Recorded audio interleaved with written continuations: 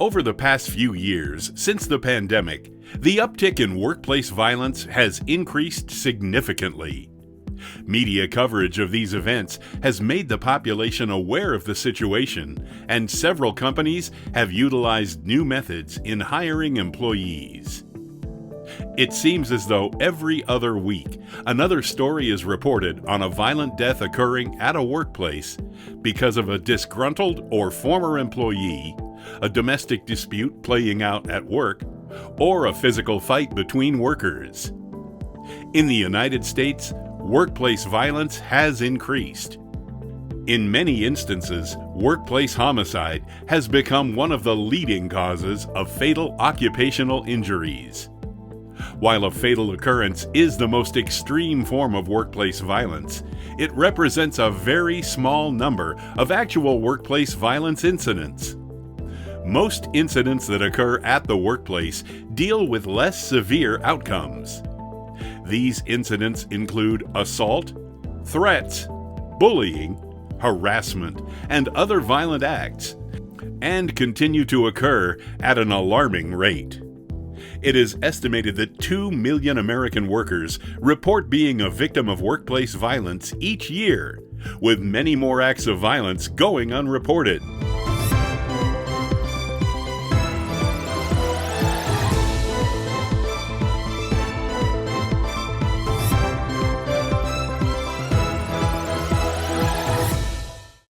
This training program will discuss the impact of workplace violence, the types of workplace violence, OSHA and state requirements for workplace violence, developing a written workplace violence plan, risk factors for workplace violence, the warning signs of workplace violence, preventing and reducing workplace violence, responding to workplace violence incidents, training employees on workplace violence.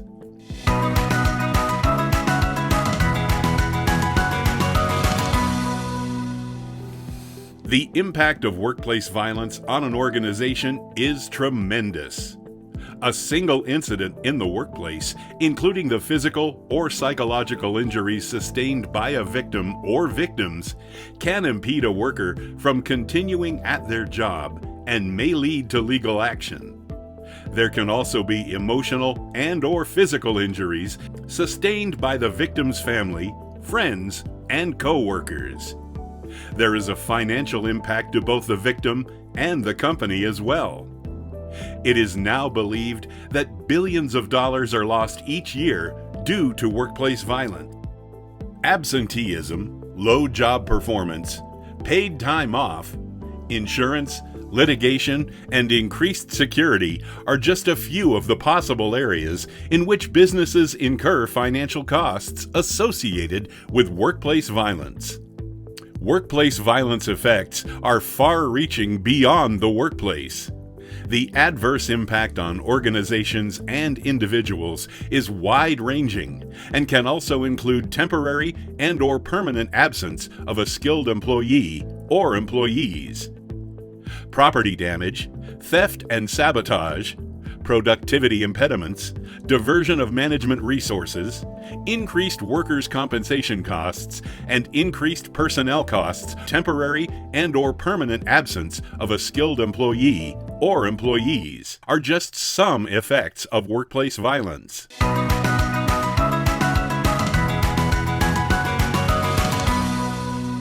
Organizations have defined 5 different categories or types that are common to workplace violence incidents. Type 1. Criminal intent. Criminal intent workplace violence incidents are when the perpetrator has no relationship with the targeted establishment and the primary motive is theft.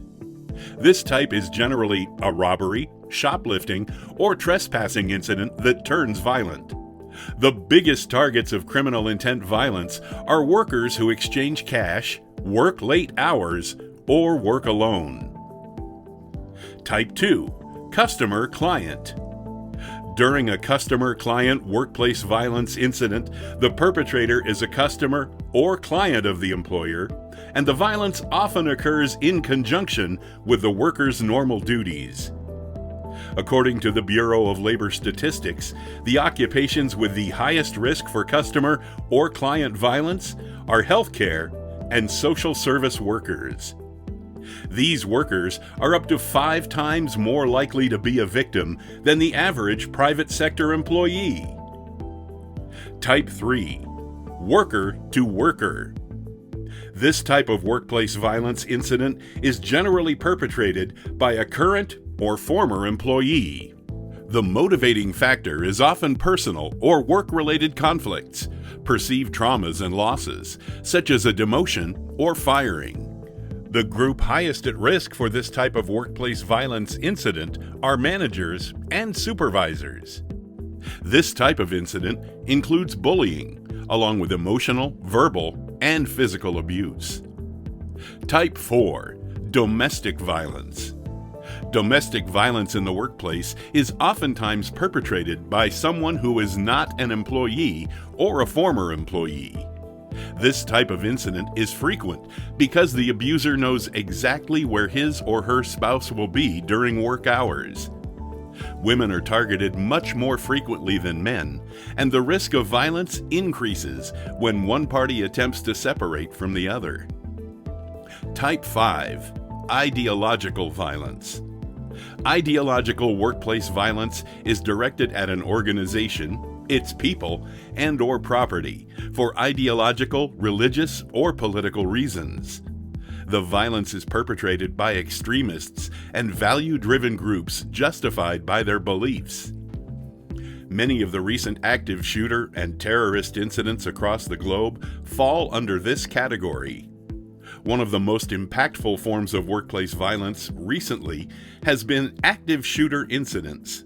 Improving safety and preventing workplace violence incidents should be a top priority for all employers.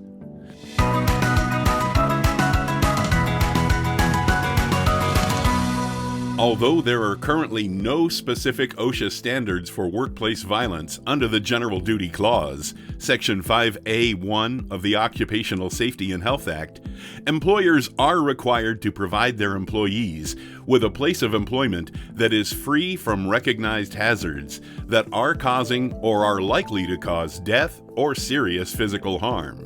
The courts have interpreted OSHA's General Duty Clause to mean that an employer has a legal obligation to provide a workplace free of conditions or activities that either the employer or industry recognizes as hazardous and that cause or are likely to cause death or serious physical harm to employees when there is a feasible method to abate the hazard.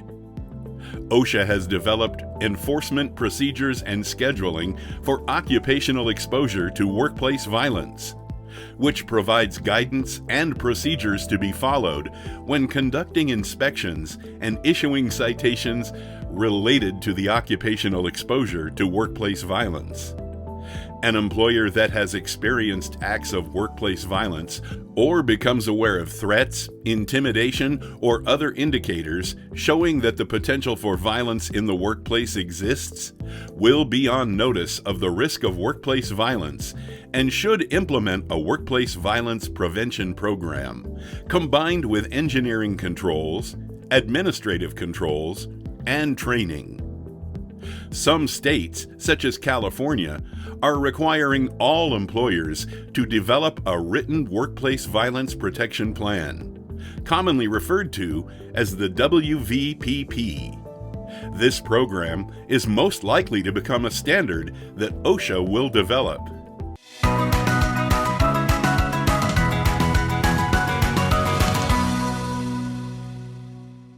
All employers, employees, places of employment, and employer-provided housing must comply with the new WVPP requirements. Every covered employer is required to establish, implement, and maintain an effective written workplace violence prevention plan. The WVPP needs to include the following: the names of persons responsible for its implementation, effective procedures for employee involvement in developing and implementing the plan, methods to coordinate implementation of the plan with other employers when applicable, procedures for employers to handle and respond to reports of workplace violence while ensuring no retaliation against the reporting employee, procedures to ensure compliance from employees, including supervisors, procedures to communicate with employees regarding workplace violence matters, emergency response protocols, training provisions for employees, procedures to identify and evaluate workplace violence hazards that include inspections with the following frequency: when the plan is first set up, periodically scheduled, after violent incidents, whenever a new hazard becomes known, procedures to timely correct workplace violence hazards identified and evaluated, procedures for post-incident response and investigation, procedures that allow for a plan review annually when a deficiency is observed or becomes apparent, after a workplace violence incident, any other procedure necessary for employee health and safety as required by the OSHA or state laws. The plan must be in effect at all times and in all work areas, and be specific to the hazards and corrective measures for each work area and operation. The written plan may be incorporated as a standalone section in the Written Injury and Illness Prevention Program as required by law. Employers must maintain a log of all incidents of workplace violence, even if the incident did not result in injury. This log must include information on every workplace violence incident based on employee statements, witness statements, and investigation findings. An incident information log must include at least the following: incident date, time, and location, workplace violence type as described earlier in this video, a detailed description of the incident, classification of who committed the violence, the circumstances at the time of the incident, where and when the incident occurred, specific incident characteristics such as physical attacks, weapon involvement, threats, sexual assault, animal incidents, or other events, what the consequences of the incident were, including any law enforcement involvement, what steps were taken to protect employees from further threat or hazards, who completed the log, including their name, job title, and the date completed. Because the information will probably become public, employers must exclude personal identifying information that would identify any person involved in a violent incident.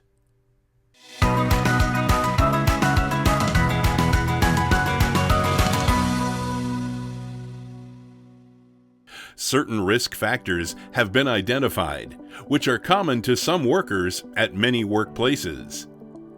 Jobs where money is exchanged with the public and working with volatile, unstable people puts employees at risk.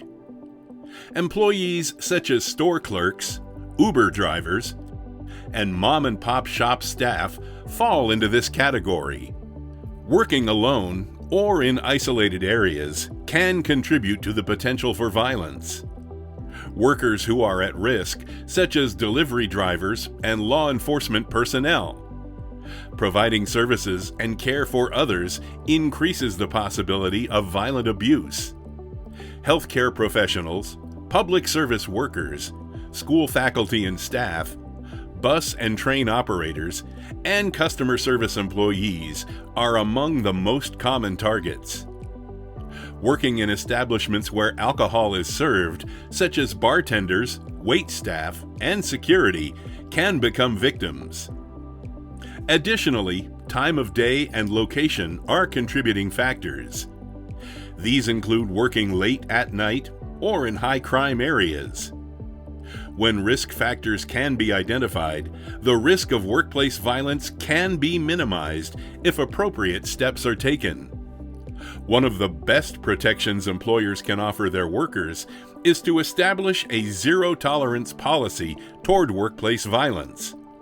The policy should cover all employees, patients, clients, visitors, contractors, and anyone else who may come in contact with company personnel. It is almost impossible to determine if any particular workplace situation will become violent or not.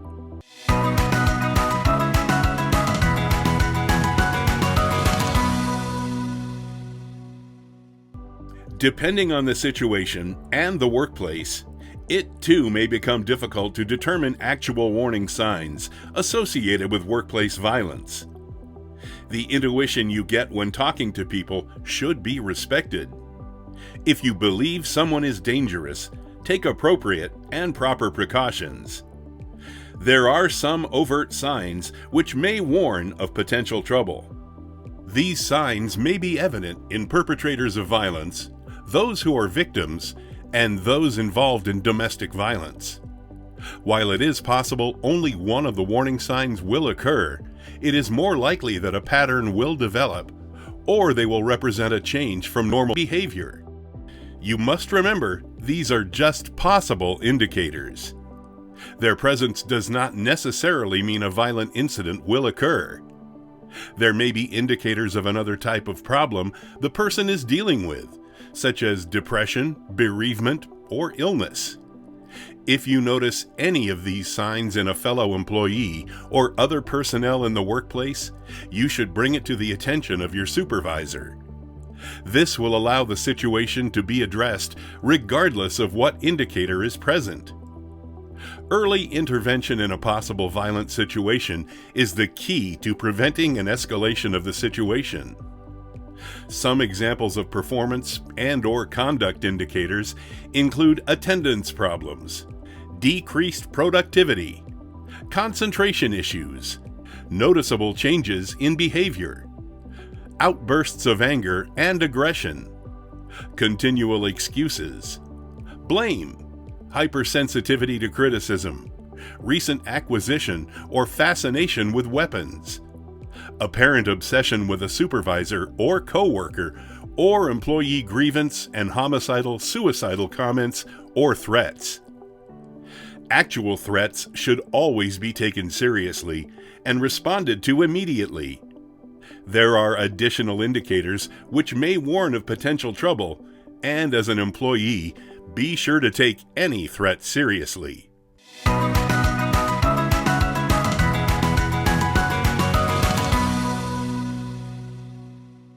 Workplace violence can potentially be avoided or minimized if appropriate precautions are taken.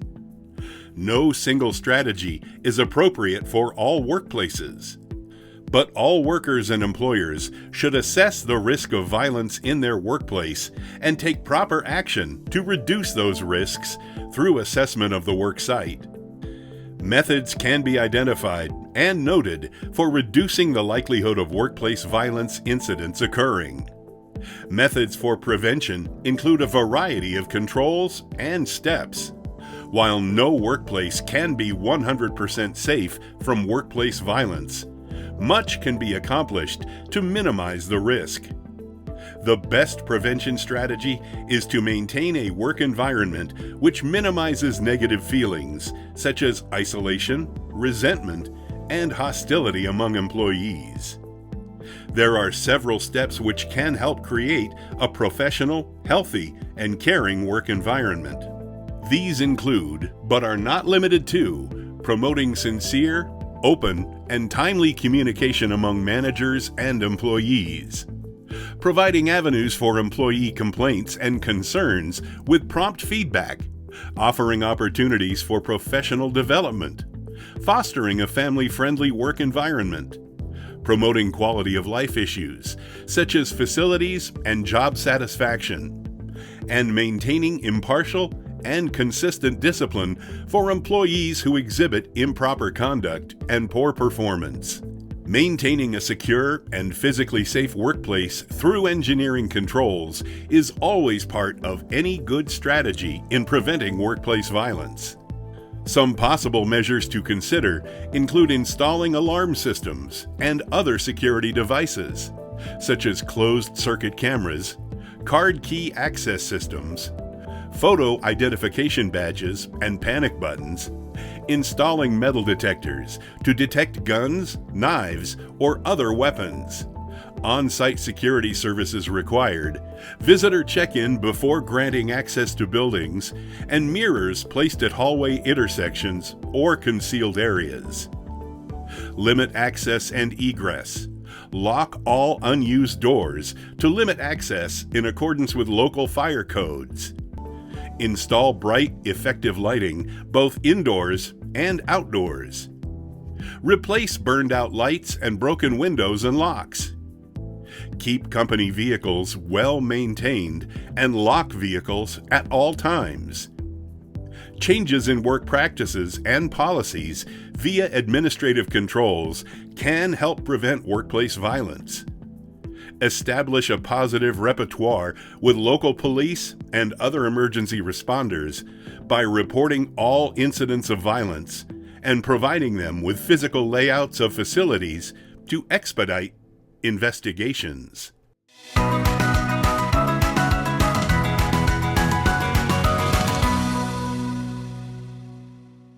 As a general policy, employees should report all assaults or threats to a supervisor or manager. If a violent act is perpetrated by supervisory personnel, then employees should contact a different supervisor to inform. Logbooks and reports of every incident must be kept to help determine any necessary actions to prevent recurrences. Advise employees of company procedures for requesting police assistance or filing charges when assaulted, and help them when necessary. Education and training are also vital components of any prevention plan. Employees must know what workplace violence is and be able to recognize warning signs and know what to do when confronted with a possible situation. Educating employees on ways to effectively deal with conflict and how to manage stress are also viable options to help prevent workplace violence. Employees must also be properly trained regarding all aspects of the workplace violence safety program. There is no one particular method for responding to all volatile workplace situations. Your safety and the safety of those around you is the most important thing to remember when responding to a situation. Here are some basic steps you might attempt when faced with a volatile situation. Remain calm and avoid confrontation. Attempt to diffuse the situation peacefully. Don't argue or disagree. Keep a safe distance from the perpetrator. If possible, walk away from the confrontation. Seek the assistance of fellow employees and report it to your supervisor as soon as possible. If the situation involves violent or threatening behavior, which poses an immediate danger to personnel or property, you should secure your personal safety first. Leave the area if your safety is at risk.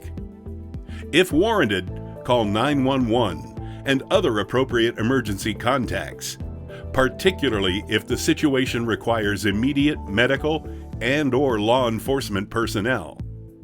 Secure the safety of others and contact your supervisor. Always talk with your employer about specific steps and company procedures on how to handle a threat or possible threat in your workplace, and be familiar with the Workplace Violence Prevention Plan.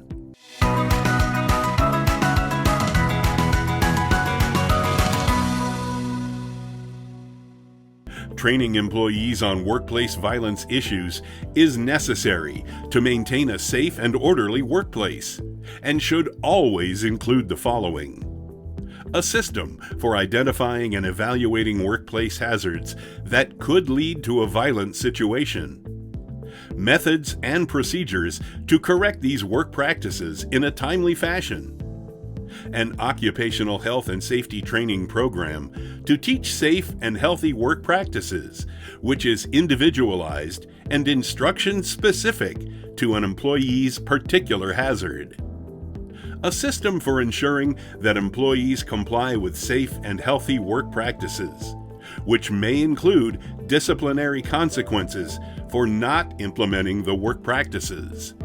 Procedures that allow for employee participation in developing and implementing the plan, as well as to identify, evaluate, and correct workplace violence hazards. Procedures for accepting and responding to reports of workplace violence, including a prohibition on retaliating against any employee or employees making the report. Procedures to communicate workplace violence matters with employees, including how to report an incident without fear of retaliation. Procedures to investigate employee concerns. Procedures for responding to an actual or potential workplace violence emergency, including the means to alert employees of the emergency and obtain help from appointed staff designated to respond, and evacuation and shelter plans to all affected employees. Procedures for post-incident response and investigation.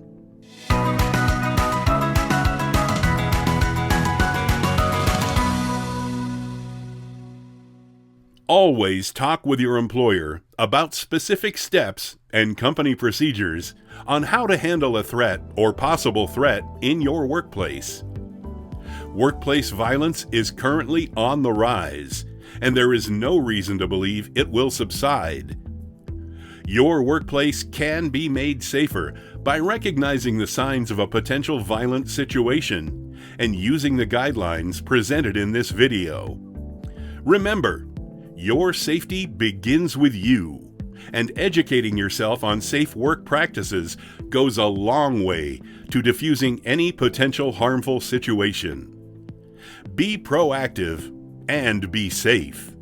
Your life may depend on it.